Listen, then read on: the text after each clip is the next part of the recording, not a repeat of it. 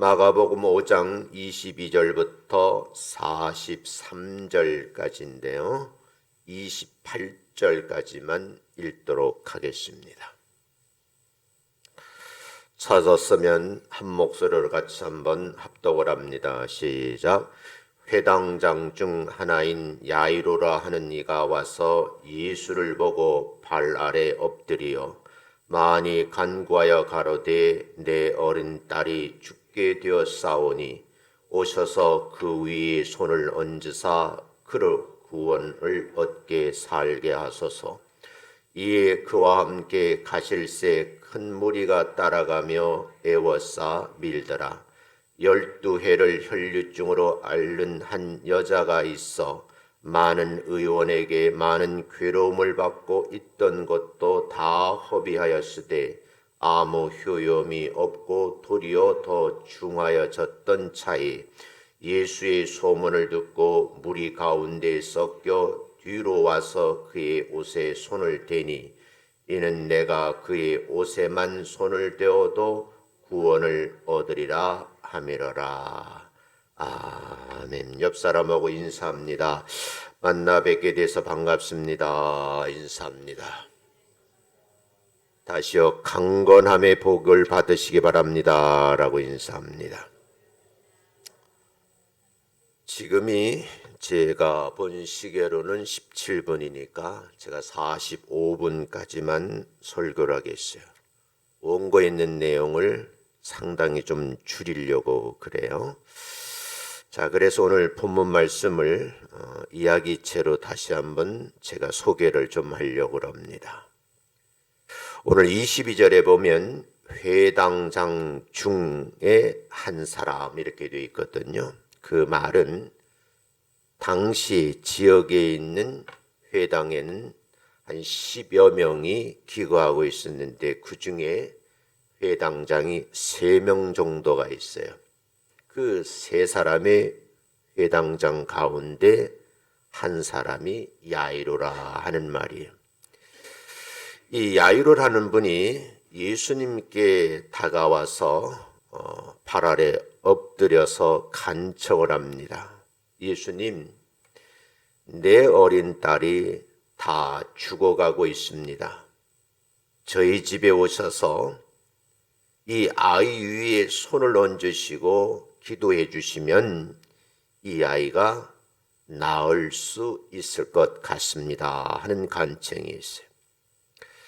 그런데 24절에 갑자기 상황이 변해요. 그때에 야이로와 함께 길을 걸어가시는데 많은 무리들이 따라오면서 에워싸게 되었고 예수님은 본인의 의지가 아니고 밀리는 거죠. 그때에 그 무리들 중에 12해 동안 혈류증으로 많은 고생을 하는 사람이 있었어요. 이 여인은 많은 의원에 찾아갔는데 의사로부터 괴로움을 받았다 하는 거죠. 부인병이니까 아마 큰 어려움이 있었겠죠. 사람에게도 지쳤지만 가지고 있는 물질도 허비했다 이렇게 되어 있고요. 결과적으로 아무 효험도 없었을 뿐만 아니라 몸은 점점 나아지지 않고 중병으로 가고 있었다 그런 얘기죠. 근데 그때 27절에 보면 예수의 소문이 들려오는 거예요. 떠밀려오는 예수님을 보게 된 거죠. 그래서 무리 가운데 섞여 예수님이 뒤로 살며시 다가와서 예수님의 옷에 손을 대었습니다. 28절에 보면 그때에 예수님의 옷에만 손을 대었는데 병이 나은 겁니다. 왜냐하면 오늘 소개를 하기를 내가 저기 함께 밀려오시는 예수님을 만나게 되면 예수님이 옷자락에 손만 대어도 내 병이 나을 것이다 라고 하는 믿음을 가지고 있었기 때문이에요. 29절에 보면 그의 믿음대로 이 여인의 혈류 근원이 예수님의 옷자락을 만지자마자 마르게 되었고 스스로 느끼기가 내 병이 나은 것 같다고 하는 느낌을 갖게 된 거죠. 30절에 보면 놀라운 일인데 그 많은 군중들을 갖고 밀려 다니시면서 있었던 일인데 예수님께서는 이 여인이 가지고 있는 혈류병이 나았다는 사실을 알게 된 거죠. 그래서 그 능력이 예수님에게서 본인에게서 나간 줄 아시고 무리 가운데에서 몸을 들이켜 말씀을 하셨어요. 누가 내 옷을 만졌느냐라고 말씀을 하시는 거죠. 그랬더니 31절에 보면 제자들이 도리어 반문하는 거예요. 무리가 애워싸 미는 것을 보시며 누가 내게 손을 대었느냐고 물으시니까 이때에 예수님께서 이 일을 행한 여자를 직감적으로 눈이 마주친 거죠. 34절에 보면 눈이 마주친 이 여인은 이 일을 알게 되었고 두려움이 밀려오면서 몸을 떨고 있는 거예요. 어떻게 할까 고민하다가 예수님 앞에 엎드려서 제가 내 믿음이 이럴진데 예수님이 옷자락을 만지면 내 병이 나을 것 같아서 만졌습니다 하는 모든 사실을 아뢰었어요. 34절에 보면 예수님께서 말씀을 하시는데 이 소리를 듣고 딸아 내 믿음이 너를 구원하였노라 하시면서 평안히 가라고 말씀을 하시고 마지막 한 번 더 이 여인에게 참으로 귀한 복을 주셨는데 이제는 혈류병에서 해방되어서 이제는 강건하게 살기를 원한다라는 말씀을 하셨어요. 또 상황이 반전합니다. 35절에는 이렇게 여인하고 대화를 하는 중에 야이로 회당장 집에서 사람들이 달려온 거예요. 그들의 이야기는 야이로 회당장의 딸이 죽었노라고 말씀을 하는 거예요. 그 말씀을 우리가 상기해 보면 아직까지도 야이로는 군중과 함께 떠밀려 예수님과 함께 있었다는 거죠. 그래서 회당장이시여 예수님을 더 괴롭게 하십니까? 라고 반문을 하는 거예요. 다시 말씀드리면 야이로 집에서 온 사람들을 하는 말인데 당신의 딸이 이미 숨을 거두었으니 이제 더 이상 예수님을 괴롭힐 필요가 없다. 이렇게 말씀을 하시는 거예요. 이렇게 이해하시면 본문이 훨씬 더 이해하기가 쉬울 줄로 믿습니다. 우리가 상상할 수 없는 놀라운 기적의 손길을 내미시는 분이 예수님이시거든요. 그 예수님이 손길이 오늘 예배를 드리는 여러분과 함께 하시면 동일한 기적은 이 시간에도 일어날 줄로 믿습니다.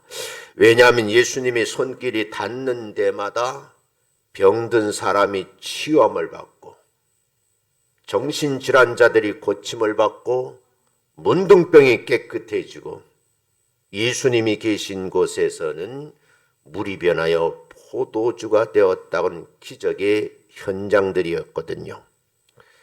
수많은 사람들이 몰려들었어요. 그때 물고기 2마리와 떡덩이 5개로 굶주린 사람을 배불리 먹이셨는데 5,000명 이상이라고 말하고 남은 부스러기를 그저 주워 모았는데 12강줄이나 되었다라고 하는 말씀 기억하시죠? 이게 바로 예수님의 손길이라는 거죠.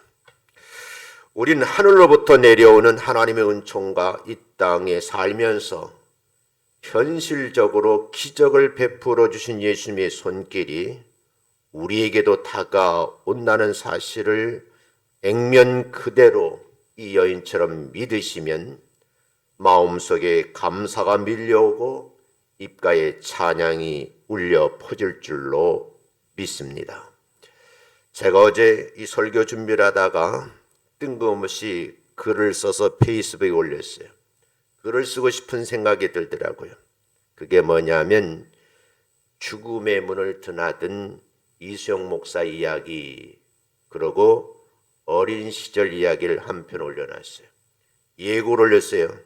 두 번째 죽음의 문턱에 갔다 온 이야기, 세 번째 이야기, 이러면서 계속 시리즈로 글을 좀 쓸 예정이에요. 왜냐하면 저에게도 주님의 손길이 아니었으면 이미 이 세상 사람이 아니었다라는 것을 세상 사람들에게 알려주고 싶은 마음이에요. 자, 오늘 주님의 손길이라는 말 가운데 손길, 이걸 영어는 터치라는 말을 쓰더라고요. 터치라는 말은 손으로 돌보거나 도와주는 일을 뜻하는 말이에요. 손길에는 사랑의 손길도 있고 은혜의 손길도 있고 치유의 손길도 있고 어떤 이에겐 다정한 손길로 다가오면서 따뜻함을 느끼기도 했죠. 어떤 분의 손길은 보듬어주는 손길이어서 많은 분들이 감동을 받고 어떤 분은 나누는 손길이 있어서 그 도움을 받는 사람들이 고마워하죠. 그런가 하면 손길에는 반대로 미움의 손길, 고통의 손길, 차가운 손길이 있다는 거죠. 어쩌면 밀어내는 손길, 분열의 손길, 빼앗아가는 손길이 아닐까요? 옛날에는 동성끼리만 악수했지만 요새는 이성과도 스스럼 없이 악수를 하곤 하죠. 손이 마주칠 때 상대방의 손에서 밀려오는 따뜻함을 느낄 수 있어요. 어떤 사람에게는 정을 느끼지만 반대로 터치하는 순간에 정이 떨어지는 느낌을 받기도 하지요. 나는 어떤 손길로 사람을 대하는가? 사람의 체온은 각자 미세한 차이가 있지만 그 사람의 따뜻함과 차가움이 마음속으로 터치하는 순간에 전해져 온다는 사실을 우리는 잊으시면 안 된다는 거죠. 마음이 따뜻한 사람에게는 신뢰라고 하는 것이 내게 밀려오는 거예요. 마음이 차가운 사람에게는 불신이 찾아와서 나에게 전달되는 거죠. 예수님께서 인간의 몸을 입으시고 이 땅에 오셔서 수많은 사람들에게 사랑과 은혜와 치유의 손길로 많은 사람들에게 터치를 해 주신 거예요. 예수님께서 우리의 죄를 대신해서 십자가에 높이 달리셨을 때 로마 군병들이 예수님의 양손, 그 따뜻함의 손바닥에 대못을 받고 피를 흘리게 했습니다. 예수님은 참을 수 없는 고통과 아픔을 견뎌내셨어요. 왜 견뎌내셨을까요? 그 이유는 예수님께서 인류의 죄를 대속하시려는 주어진 사명을 완수하고 계셨기 때문이에요. 어쩌면 예수님이 이 따뜻함의 피 흘리심의 손길을 통해서 수많은 사람들이 구원을 받게 되었다는 거죠. 오늘 여러분 오전, 오후 예배를 드리면서 몸으로 표현한 예배자로서 주님의 손길을 꼭 닮아가시기를 주님의 이름으로 축원합니다. 차가운 손길로 다른 사람들을 밀어내지 말고 따뜻한 손길로 모든 사람을 품고 보듬어주는 성도들이 되었으면 좋겠다 하는 말씀이에요. 자, 본문의 말씀을 좀 내용적으로 분해 살펴보면 예수님의 따뜻함의 손길이 다가옴을 느끼게 돼요. 그 첫 번째가 예수님의 손길은 회당장의 딸을 향하고 있었다, 그 말이에요. 예수님께서 배를 타시고 갈릴리 맞은편으로 건너가고 계셨어요. 그때 바닷가에 계신 예수님에게로 많은 사람들이 밀려 들었고 예수님을 에워싸게 되죠. 그때에 오늘 본문에 소개된 회당장 중에 한 사람인 야이로가 다가와서 예수님 발 앞에 무릎을 꿇고 머리를 숙여서 자기의 소원을 아뢰는 거예요. 그 소원이 뭐냐면 나에게 어린 딸이 있는데 그 딸이 죽게 되었다는 거예요. 저희 집에 오셔서 이 아이에게 예수님의 손길이 닿기만 하면 나을 것 같아. 이렇게 해달라고 간곡하게 청을 하는 겁니다. 말씀드렸지만 당시의 회당에는 레위인 외에 관리인이 한 10여 명 정도 있었어요. 그 10여 명 가운데 회당장이 3명이에요. 그 3명 중 한 사람이 바로 야이로라는 사람이에요. 이들은 회당의 건물 관리와 안내를 할 뿐만 아니라 우리로 말하면 예배죠. 당시에는 제사입니다. 이 예배에 관한 업무를 맡고 있는 분들이에요. 이들은 제사장은 아니지만 당시에 상당한 권위가 인정되어서 아무도 함부로 못하는 그런 역할을 하는 분들이에요. 그런데 이 야이로 회당장이 소문을 들었는데 예수님께서 병든 사람들을 치유하셨다는 거예요. 예수님의 손길이 닿으면 어떤 병이라도 낫다고 하는 그런 능력의 사람이라는 소문을 듣게 된 거죠. 그래서 예수님의 손길이 죽게 된 내 딸을 살려낼 수 있을 것이라고는 확신과 더불어 믿음을 가지고 있었던 거죠. 그래서 소망이 생긴 거예요. 내가 예수님에게로 찾아가야 되겠다.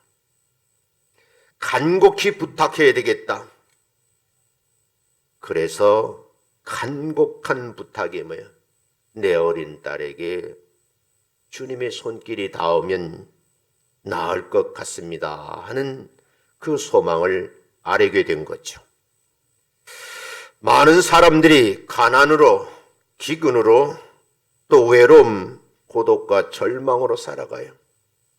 실패를 연속적으로 반복하는 분도 있고 공동체에서 퇴출되는 그런 경험을 하는 분도 있고 어떤 분은 질병으로 해서 의료적 한계를 느끼면서 병상에서 죽어져갈 날을 기다리는 분도 있어요. 이런저런 일로 많은 사람들이 스트레스를 받죠. 그러면서 인생의 삶이 왜 이렇게 힘든가 하면서 울부짖는 사람도 있어요. 어쩌면 지금 이 자리에 있는 분들도 이외에는 아닐 수도 있어요. 만약 근심이나 걱정, 어려움, 스트레스, 가난의 질병이 있는 성도가 있다고 하면 오늘 본문 말씀을 보면서 야이로처럼 지체하지 말고 마음의 소원을 품고 그 소망을 아뢰시는데 예수님의 손길이 내 마음에, 내 육신에 어려움 당하고 있는 우리 가족에게 그리고 이웃에게 이 손길이 닿았으면 좋겠다라는 소원을 품고 기도하시는 여러분 되시기를 주의 이름으로 축원합니다. 어쩌면 여러분 힘든 주간을 3주간을 보내고 있어요. 여러분 다니엘 기도에 참여하시잖아요. 그러니까 밤 8시부터 10시 집에 가면 11시 10시 되잖아요. 또 새벽 기도 나와야 되잖아요. 예배는 연속적으로 있잖아요. 힘든데 그래도 여러분 또 주일 저녁이지만 다니엘 기도에 나오셔서 이때가 내가 기도할 시간이다 하고 마음껏 기도하시면 주님의 손길로 어루만짐을 받는 역사가 일어날 줄로 믿습니다.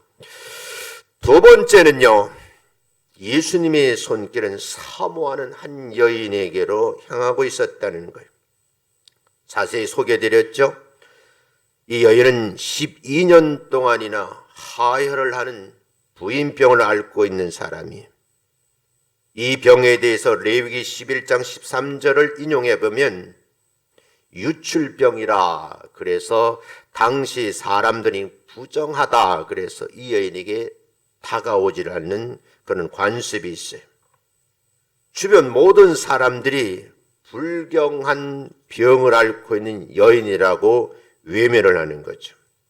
일부 사람들은 하나님께로부터 저주받은 병이라고 생각해서 이 여인을 멀리하는 겁니다.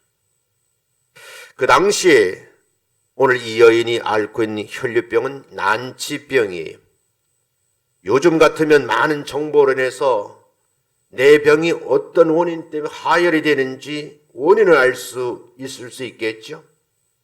명의를 찾아가 진단을 받고 여러 가지 혜택을 받을 수 있어요. 하지만 당시에는 이런 혜택을 받는 의료시설이 없던 때에 유일한 희망은 뭐냐면 예수님의 소문인 거예요. 그 어떤 난치병이라도 할지라도 예수님의 손길이 닿으면 나을 수 있다는 소문이 사방으로 퍼지게 되고 그 소문이 이 여인에게도 들려지니까 소망을 품게 됐다는 거예요. 그래서 26절에 보면 이렇게 기록이 되어 있어요. 많은 의사에게 이랬어요. 의원들이죠. 의원에 가면 병원이죠. 의사들이 있는데 그 의사들로부터 괴로움을 받았다라고 말하고요. 괴로움을 받은 것으로 끝나지 아니하고 그나마 가지고 있는 돈도 다 허비한 거죠. 낙심이 되는 거예요. 왜냐하면 아무런 효험이 없는 거죠. 절망할 수밖에 없는 것은 이 하혈이 멈추려고 중하게 점점 악화돼 가는 거죠. 이 말은 의사들에게 치료를 부탁을 했으나 효험이 없었고 괴로움은 점점 다해가고 가지고 있던 물질을 다 허비했다는 뜻이에요. 그것으로 끝나는 것이 아니라 병이 점점 악화되어서 중병으로 발전되었는데 12년 차가 된 거예요. 12년 동안의 고통을 그 누가 알겠느냐는 말이죠. 그런데 이 여인이 예수님에 관한 소문을 들었어요. 그런데 소문을 듣는 순간에 그녀의 마음속에 밀려오는 것은 말씀인 거예요. 그 채워진 말씀은 28절에 보면 내가 예수님의 옷에만 손을 대어도 구원을 받으리라. 나음을 받을 수 있노라는 믿음의 확신이 일어나는 거죠. 그리고 이 말씀이 생각나고 지나간 예수님의 옷자락을 한번 만져야 되겠다는 용기와 함께 모든 사람들이 부정한 여인으로 가까이 하지 않는데 숨겼겠죠. 그리고 몸을 이끌고 군중 속으로 들어가는 거죠. 그녀는 간접적으로 예수님의 손길을 사모해서 어떻게 유대인 출신이 예수님을 이 부정한 여인이 만진다는 것은 실제는 마음속 허용이 안 되는 거예요. 그럼에도 불구하고 살고 싶은 그 욕망으로 적극적 행동으로 옮길 때에 놀라운 사실은 본인에게 기적으로 체험하는 은혜의 시간이 되었다는 거예요. 참 놀라운 사실은요, 예수님의 손길을 사모하는 이 여인이 예수님의 옷자락을 만지자마자 혈류의 근원이 말라버렸다는 거예요. 다시 말씀드리면 완전 치유의 선언이에요. 저는 다니엘 기도하는 20일 동안에 저에게도 말씀하시지 않고 성도들에게 이야기하지 않은 불치의 병이라 할지라도 기도하는 시간이 상당히 많이 주어져요. 여러분, 기도할 때 동일한 은혜를 체험하는 믿음의 사람들이 되시기를 주의 이름으로 축원합니다. 주님의 은혜를 사모하는 성도의 마음을 외면하지 않으시는 분이 우리 주님이라는 거예요. 제가 이 설교를 준비하다가 죽음의 문턱에 드나들었던 내 인생을 돌아보면서 짤막한 글을 페이스북에 올려놨어요. 여러분, 어떤 문제가 있든 내가 간절한 마음으로 예수님의 손길을 사모하면 피 묻은 예수님의 손이 내 아픈 부분을 어루만지면서 보혈의 피로 치료될 줄로 믿습니다. 세 번째는요, 예수님의 손길은 죽은 아이에게도 향하더라는 거예요. 사실은 야이로가 다 죽어가는 내 딸을 고쳐달라고 간청을 하는데 수많은 사람들이 밀려오게 되었고, 이 혈류병 여인을 치유하는 사건으로 인해서 야이로의 딸 이야기는 숨겨져 버린 거예요. 그런데 여러분, 그 광경 속에서 혈류증을 치유받는 여자와 말씀하실 때 야이로 회당장 집으로부터 보냄을 받은 사람들이 다가와서 말을 하는 거예요. 회당장님, 당신의 딸이 죽었습니다. 이제는 예수님에게 고쳐달라고 할 필요가 없습니다 라는 뜻이 성경 행간에 있는 거예요. 그러면서 소문은 들었기 때문에 예수님을 더 괴롭히지 마십시오 하는 뜻이 담겨져 있어요. 근데 이 이야기를 듣고 있던 예수님께서 뜻밖의 말씀을 하시는데 그게 36절이에요. 회당장에게 말씀하는 거죠. 두려워하지 말아라.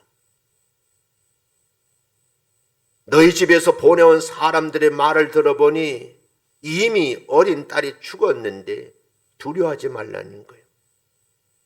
그리고 다시 용기를 주기를, 그래, 처음 믿었던 그 믿음대로 너희 집에서 보내온 사람들은 이미 죽었다고 선언했는데 너는 살 것이라고 믿었으니 그 믿음을 유지하라는 말씀이에요.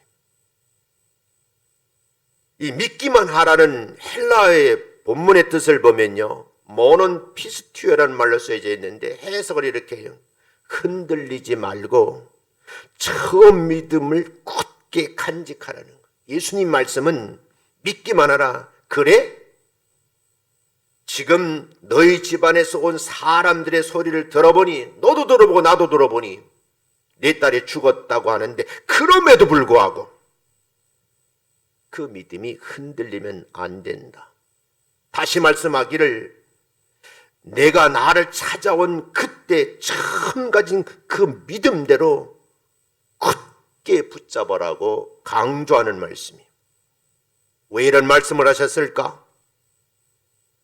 마음이 흔들리면요, 소망이 사라져요. 그 다음 두려움이 밀려오게 되고 마침내 공포의 나락으로 떨어지는 거죠. 자, 우리에게 이런 어려움이 내게 밀려온다고 하면 나는 어떻게 할 수 있을까? 제가 한번 말씀을 드렸잖아요. 많은 신경을 쓰고 부딪히는 일이 많다 보니까 앞이 잘 안 보여요.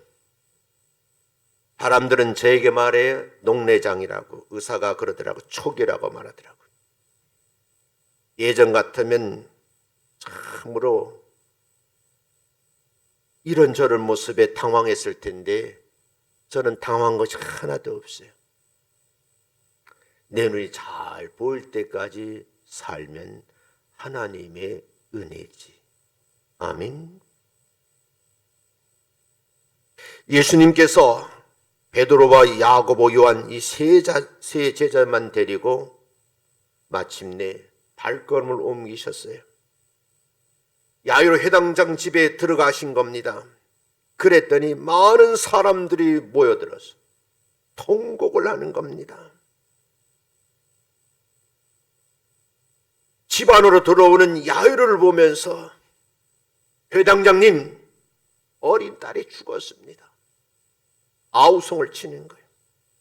그런데 예수님은 그런 사람들에게 하시는 말씀, 어찌하여 떠들고 있느냐고 그래요. 왜 울고 있느냐고 물으시는 거예요. 사람이 믿을 수 없는 말을 하시는데 모든 사람들은 이 어린아이가 죽었다고 말을 하고 사망 선고가 내려졌는데 예수님이 그 다음에 하시는 말씀 39절에 보면 이 아이가 죽은 것이 아니고 자고 있다고 말씀을 하셔요. 죽은 것하고 잠드는 건 다른 거예요. 똑같은 상황을 보고 판단하는 능력이 다른 거. 사람들은 야이로의 어린 딸이 죽었다라고 판단을 하고 슬피 우는데 그 상황을 지켜본 예수님은 죽은 것이 아니라 잠을 자고 있다고 말씀을 하시면서 아이의 부모와 세 제자를 데리고 아이가 누워져 있는 다락방으로 올라가신 거예요. 그리고 이 아이의 손을 잡고 명령을 하는 거죠. 일어나라는 거예요. 그 놀라운 사실은요, 예수님의 손길이 닿자마자 모든 사람들이 죽었다고 말하는데 이 아이가 숨을 쉬는 거예요. 여기서 하나 우리 곰곰이 생각해 볼 것은요, 우리가 주님을 믿는다고 하지만 예수님 가신 말씀처럼 다 죽었다 가는 사람의 편에 선 사람들이 많다는 거예요. 내가 살 수 있다, 살았다라고 생각하는 사람들이 그 수가 적다는 거죠. 어쩌면 영혼의 활동이 없는, 감각이 없는 성도가 아닐까요? 그런 사람들을 주변에 두고 예수님은 그 손길로 이 아이를 어루만지신 겁니다. 죽음이 두렵거나 죽음 위기에 있는 사람들, 모든 사람들은 다 모여 주님의 손길이 필요해요. 하나님이 때가 되어 우리를 부르실 때에도 우리의 영혼을 거두어가시는 분은 하나님이신 줄로 믿습니다. 오늘 이 말씀을 들으면서 정말 사모해야 될 손길이 무엇인가? 목사님도 아니고 이웃의 손길도 아니고 바로 예수님의 따뜻한 손길, 핏자국이 서려 있는 예수님의 손길이 내 은혜의 자리에, 내 아픔의 자리에, 내 고통의 자리에 얹혀지기만 한다면 기적은 일어날 줄로 믿습니다. 이렇게 정리를 할게요.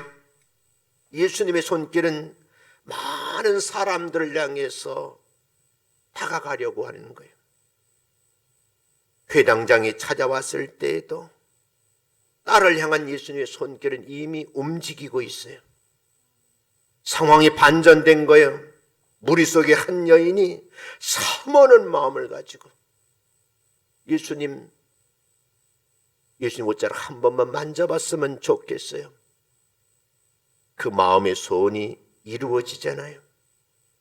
모든 사람들은 회당장의 어린 딸이 죽었다라고 했는데 장례를 치르려고 준비를 하는 사람, 슬피 우는 가족들, 이웃 사람들 아우성이, 예수님은 죽은 것이 아니라 잠을 자고 있다 하면서 예수님의 손길로 어루만지시잖아요.